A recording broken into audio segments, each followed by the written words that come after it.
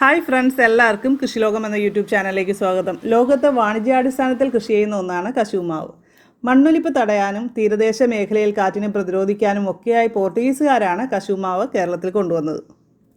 നമുക്കറിയാം, കാര്യമായ പരിചരണമൊന്നും ഇല്ലെങ്കിലും നമ്മുടെ വീട്ടുമുറ്റത്തൊക്കെ വെച്ച് പിടിപ്പിച്ചിട്ട് അങ്ങ് ധാരാളമായിട്ട് കശുവ് മാങ്ങയൊക്കെ ഉണ്ടായ അനുഭവം പലർക്കും ഉണ്ടാകും. പക്ഷേ വളം കൊടുത്തു കഴിഞ്ഞാൽ ഇരട്ടിയായിട്ട് വിളവ് വർദ്ധിക്കും എന്നത് പരീക്ഷണങ്ങളിലൂടെ തെളിഞ്ഞിട്ടുള്ളൊരു കാര്യം തന്നെയാണ്. നമുക്ക് ഓരോരുത്തർക്കും ഒരുപക്ഷെ അനുഭവം കാണും. നമ്മൾ കശുവ് മാവിന് വളം ചെയ്തില്ലെങ്കിലും മറ്റെന്തിനെങ്കിലും വളം ചെയ്ത് കഴിഞ്ഞാൽ അതിനടുത്ത് നിൽക്കുന്ന കശുവ് മാവ് നന്നായിട്ട് പിറ്റേ വർഷം കായ്ക്കും. ചാണകവും മേൽമണ്ണും ഒക്കെ നിറച്ച കുഴികളിൽ കശുവ് മാവ് തൈ നമുക്ക് നടാം. മരങ്ങൾ തമ്മിൽ കൂട്ടിമുട്ടാതെ അകലം പാലിച്ച് വേണം തൈകൾ നടാനായിട്ട്. വലുതായി കഴിഞ്ഞാൽ കൊമ്പുകൾ തമ്മിൽ പിണയുന്നതും അതുപോലെ സസ്യമൂലകങ്ങൾക്ക് വേണ്ടി മത്സരിക്കുന്നതും ഒക്കെ ഒഴിവാക്കാം. പിന്നെ ചില സ്ഥലങ്ങളിൽ മരങ്ങൾ കൃത്യസമയത്ത് പ്രൂൺ ചെയ്ത് ആ ഒരു രീതിയിൽ അടുത്ത് നടാറുമുണ്ട്. നമ്മുടെ കശുമാവിൽ നിറച്ച് കശുമാങ്ങയുണ്ട്. എന്തുതന്നെയായാലും ആവശ്യമായ സൂര്യപ്രകാശവും അതുപോലെ തന്നെ വളത്തിൻ്റെ ലഭ്യതയും ഒക്കെ നമ്മൾ ഉറപ്പുവരുത്തേണ്ടതുണ്ട്. 2 തവണയായിട്ട് ജൂണിലും ഒക്ടോബറിലുമാണ് വളം ചെയ്യേണ്ടത്. കശുവ് മാവിൻ്റെ ശിഖരത്തിൽ വെള്ള കളറിലെ പാട് വന്നത് ഉണങ്ങിപ്പോകുന്നതാണ് കുമിൾ രോഗം മൂലമാണ്. അപ്പോൾ അങ്ങനെ വന്നു കഴിഞ്ഞാൽ ആ ഒരു കമ്പ് മുറിച്ചതിന് ശേഷം ബോർഡോ മിശ്രിതം ആ ഒരു മുറിവിൽ പുരട്ടി കൊടുക്കുക. ഇനി നമുക്ക് കശുവ് മാങ്ങയുടെ വിളവെടുപ്പ് എങ്ങനെയാണെന്ന് നോക്കാം. ഒരിക്കലും മരത്തിൽ നിന്ന് തല്ലിപ്പറിച്ചെടുക്കുന്നതല്ല ഇതിൻ്റെ ഒരു രീതി. മരത്തിൽ നിന്ന് പാകമായി വീഴുന്ന കശുവ് മാങ്ങയിൽ നിന്ന് കശുവണ്ടി നമ്മൾ വേർതിരിച്ച് 2 ദിവസം വെയിലത്തിട്ടൊന്ന് വെയിൽ കൊള്ളിച്ച് നനവെല്ലാം മാറ്റിയിട്ടാണ് നമ്മളത് ചാക്കുകളിലോ മറ്റോ സംഭരിച്ച് വയ്ക്കുന്നത്. ഈർപ്പം കടക്കാതെ വേണം ഇത് സൂക്ഷിക്കാനായിട്ട്. പൂപ്പലൊക്കെ വന്നു കഴിഞ്ഞാൽ പരിപ്പ് കേടാകും, അതുകൊണ്ട് വില കിട്ടില്ല. എൻ്റെ അർത്തുങ്കല വീട്ടിലെ ഒരു 8-9 കശുവ് മാവ് മരമെങ്കിലും ആ ഒരു പറമ്പിലുണ്ടായിരുന്നു. അപ്പോൾ രാവിലെ ഞാനാണ് കശുവ് മാങ്ങ പെറുക്കാനായിട്ട് പോണത്. കശുവണ്ടിയും കിട്ടും, അതുപോലെ തന്നെ ചെറിയ തൈകൾ ഇങ്ങനെ മുളച്ച് വരുമ്പോൾ അതിൽ നിന്ന് നമുക്ക് പരിപ്പ് പറിച്ച് കഴിക്കുകയും ചെയ്യാം.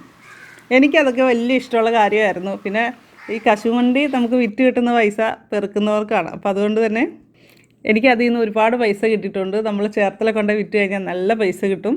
ഞാനതുകൊണ്ട് മോതിരമൊക്കെ വാങ്ങിയിട്ടുണ്ട്. അതിപ്പോഴും എൻ്റെ കയ്യിലുണ്ട് കേട്ടോ. അപ്പം പണ്ടേ ഞാനൊരു കർഷകയായിരുന്നല്ലേ. കേരള കാലാവസ്ഥയ്ക്ക് അനുയോജ്യമായ അത്യുൽപാദന ശേഷിയുള്ള നിരവധി കശുവ് മാവ് ഇനങ്ങൾ കേരള കാർഷിക സർവകലാശാല പുറത്തിറക്കിയിട്ടുണ്ട്. ഇപ്പോൾ ഗവൺമെൻറ് ഫാമുകൾ അല്ലെങ്കിൽ കാർഷിക യൂണിവേഴ്സിറ്റിയായിട്ട് ബന്ധപ്പെട്ട് കഴിഞ്ഞാൽ അതിനെക്കുറിച്ചുള്ള കൂടുതൽ ഡീറ്റെയിൽസും എങ്ങനെ നമുക്ക് വാങ്ങാം അങ്ങനെയുള്ള കാര്യങ്ങളെല്ലാം നിങ്ങൾക്ക് അറിയാൻ പറ്റും. വീട്ടിലേക്ക് ഒരു മരമൊക്കെ നമുക്ക് നടാനാണെങ്കിൽ നന്നായിട്ട് കായ്പിടുത്തമുള്ള ഏതെങ്കിലും ഒരു കശുവ് മാവിൻ്റെ മരത്തിൽ നിന്ന് കിട്ടുന്ന കശുവണ്ടി നമുക്ക് പാകി മുളപ്പിച്ചാൽ മതി.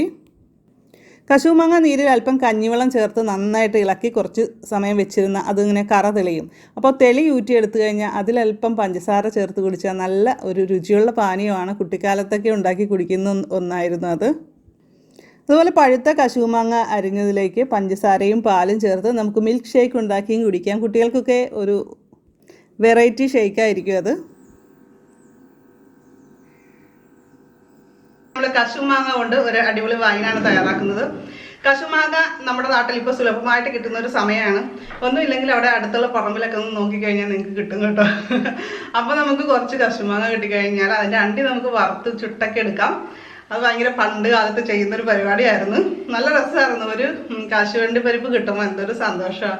വീട്ടിൽ പണ്ട് ഞാനും വല്ലേട്ടനും കൊച്ചേട്ടനും ഒക്കെ കൂടി ചെയ്യുന്നൊരു പരിപാടിയായിരുന്നു.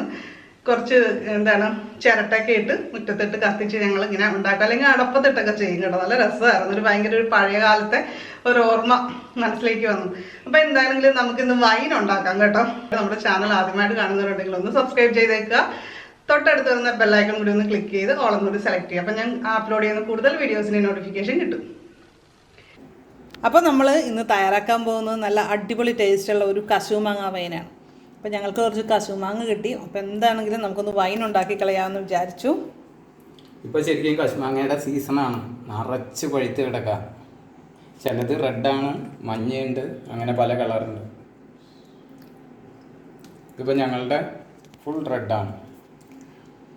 അപ്പോൾ നമുക്ക് ഇനി എന്തൊക്കെയാണ് ഇതിൻ്റെ കൂടെ വേണ്ട ഇൻഗ്രീഡിയൻസ് എന്ന് പറയാം. നമുക്കിവിടെ കുറച്ച് പഞ്ചസാര എടുത്ത് വെച്ചിട്ടുണ്ട്, അതുപോലെ തന്നെ കറുവാപ്പട്ട, ഗ്രാമ്പൂ, അതുപോലെ ഏലക്ക. ഈ ഒരു അളവിലാണ് നമ്മൾ ഈ ഒരു 9 കശുമാങ്ങയ്ക്ക് വേണ്ടിയിട്ട് നമ്മൾ എടുത്ത് വെച്ചിരിക്കുന്നത് കേട്ടോ.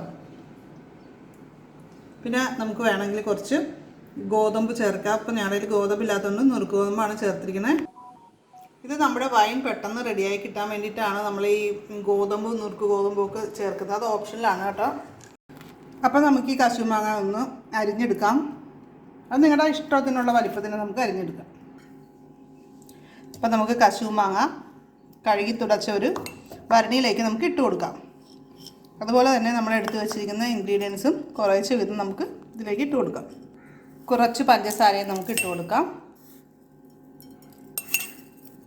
നമ്മൾ എടുത്തു വെച്ചിരിക്കുന്ന ഓരോ ഇൻഗ്രീഡിയൻസും ഇതിൽ ഓരോ ലെയറായിട്ട് ഇട്ട് കൊടുത്താൽ മതി. കുറച്ച് കശു മാങ്ങ ഇട്ട് കൊടുക്കുക, അതിനുശേഷം പഞ്ചസാര, പിന്നെ ആ ഒരു രീതിയിൽ ഓരോന്ന് ഇട്ട് കൊടുക്കുക. അപ്പോൾ നമ്മൾ ഇളക്കി കൊടുക്കേണ്ടിയൊന്നും വരില്ല.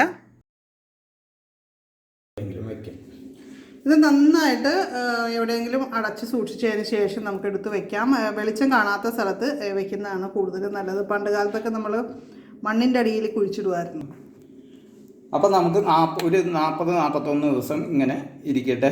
അതിനുശേഷം നമുക്കിത് അരിച്ചെടുക്കാം. അപ്പോൾ വൈനൊക്കെ എല്ലാവരും കണ്ടല്ലോ അല്ലേ. ഇനി അടുത്തായിട്ട് ഞാൻ ഉണ്ടാക്കാൻ പോകുന്ന സംഭവം എന്താണെന്നോ, ഇതിൻ്റെ ഒരു മിൽക്ക് ഷേക്ക്. എനിക്ക് ഭയങ്കര ആഗ്രഹമുണ്ട് ഉണ്ടാക്കാനായിട്ട്. അപ്പോൾ പഴുത്ത് വരുന്നുണ്ട്. അപ്പോൾ ഞാനത് അടുത്ത വീഡിയോയിൽ അതിൻ്റെ ഷേക്കൊക്കെ ആയിട്ട് വരാം കേട്ടോ. ഇത് നമ്മുടെ സപ്പോർട്ടയാണ് കേട്ടോ. അപ്പോൾ ഇന്നത്തെ വീഡിയോ കൂട്ടുകാർക്ക് ഇഷ്ടമായിട്ടുണ്ടെങ്കിൽ ലൈക്ക് ചെയ്യുക. നിങ്ങളുടെ ഫ്രണ്ട്സിനും ഫാമിലിക്കും റിലേറ്റീവ്സിനും ഒക്കെ ഇതൊന്ന് ഷെയർ ചെയ്ത് കൊടുക്കുക. അപ്പോൾ അവരും ഇതുപോലെ വൈനൊക്കെ ഉണ്ടാക്കട്ടെ അല്ലേ. വെറുതെ നമ്മുടെ കശു മാങ്ങ വെറുതെ പുറത്ത് കളയുന്നതിന് നല്ലത്, വീണ് പോകുന്നതിലും നല്ലത്. തീർച്ചയായിട്ടും ഇതുപോലെ നമ്മൾ എന്തെങ്കിലുമൊക്കെ ഉണ്ടാക്കുക. നിങ്ങൾക്കിതൊന്നും കഴിക്കാനായിട്ട് ഇഷ്ടമില്ലെങ്കിൽ ഫ്രണ്ട്സിനോ റിലേറ്റീവ്സിനോ ഒക്കെ നമുക്ക് കൊണ്ടുപോയി കൊടുക്കുകയും ചെയ്യാം. അല്ലെങ്കിൽ വീട്ടിൽ ആരെങ്കിലും ഗസ്റ്റൊക്കെ വരുമ്പോൾ നമുക്കിത് അവർക്ക് കൊടുക്കാം. അവർക്കും ഭയങ്കരമായിട്ട് ഇഷ്ടമാവും തീർച്ചയായിട്ടും. അപ്പോൾ നമുക്ക് മറ്റൊരു വീഡിയോയിൽ വീണ്ടും കാണാം. എല്ലാവർക്കും നല്ലൊരു ദിവസം ആശംസിക്കുന്നു. നന്ദി, നമസ്കാരം.